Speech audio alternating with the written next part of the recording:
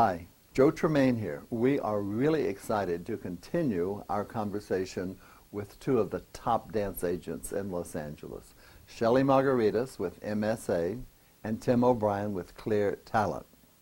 We talk about living in LA, working with an agent, and some tips on surviving Los Angeles.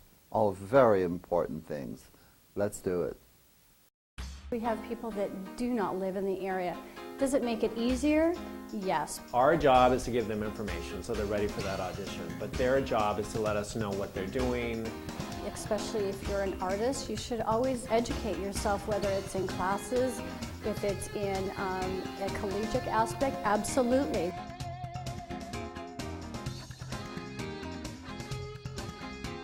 You know, there's not a prerequisite for them to have to live in Los Angeles. We have people that do not live in the area.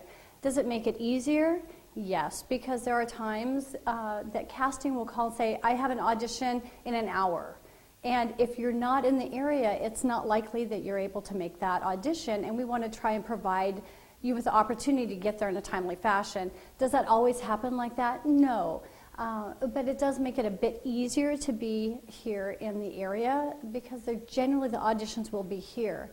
There are times that sometimes the auditions are in New York, and if we're the LA-based office, we will certainly ask casting, hey, can we put them on tape and send it to you? And it's always at the discretion of casting if they're willing to do so or not. Yeah, yes they do. They can live in the area. It's really hard. The further away you are from LA, we also have offices in New York.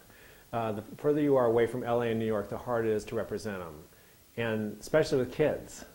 So it's really important they live in the area, and if they're growing up far away from Los Angeles, I always tell them that business will still be here when you get here. You don't need to come in and be a child star necessarily. But it really helps if they're in LA. The auditions happen fast and furious. The choreographers will call us on Monday night and they want to have the audition on Tuesday morning or Tuesday afternoon. It's very difficult if you're living in an airfare away to jump on a plane and come. And sometimes the parents will say, oh, we'll do it. And it's just difficult. The realities of life take over. It's hard enough when you live in LA. So yeah, it helps to be in LA.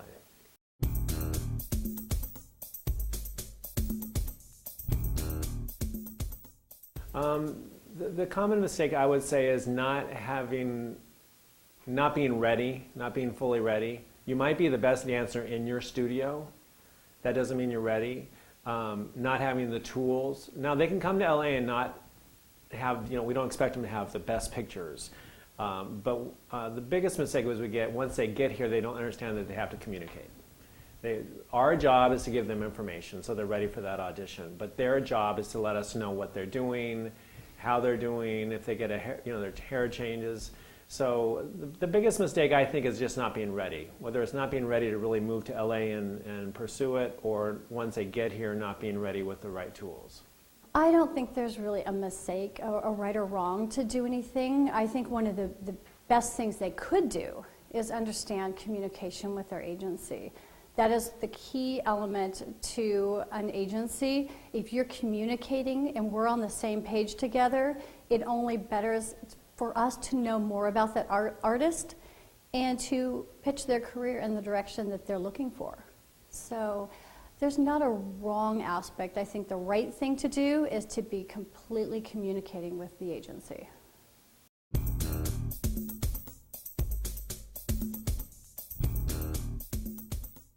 I feel that education is essential in every capacity, and especially if you're an artist, you should always educate yourself, whether it's in classes, if it's in a collegiate aspect, absolutely. There are times in the entertainment industry that the work is not always consistent, so it would be really wise to always have something, to have a skill set to go back to, so that as those times may not be as flourishing, you can flourish in other areas. I also feel that whether it's based on the individual, if they should have a dance degree or not. And some people really excel, whether it be in a business capacity. So that becomes down to a individual aspect. But degree, schooling, I would always be an advocate of that. I feel that dancers are incredibly smart. I do think they can do it all, so they should.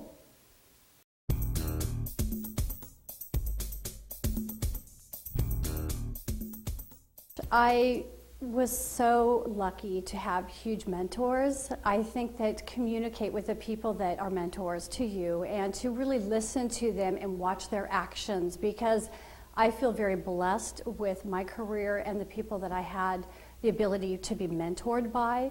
So my advice is to gobble that in, absorb the mentors that you have, be very selective of the mentors that you have to make sure they're in a positive reflection, but learn from them.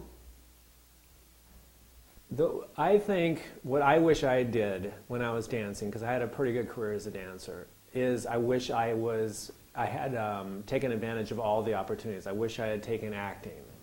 I wish I didn't even try to get a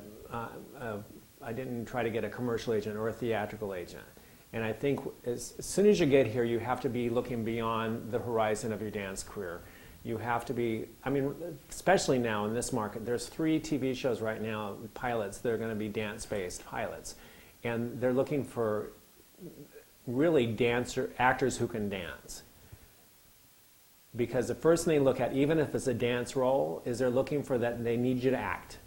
Whether you're looking at the High School Musical kind of show or the more dramatic shows, you need to act first, dance second. So once you get here and you achieve, you're a professional dancer, you should be looking, in my opinion, looking for those other opportunities. So I would suggest acting. I would suggest acting classes. So that's what I wish I did, and that's what I would suggest people do. Thank you for joining us, and be sure to visit the Master Talent Teachers website regularly for more new and exciting videos.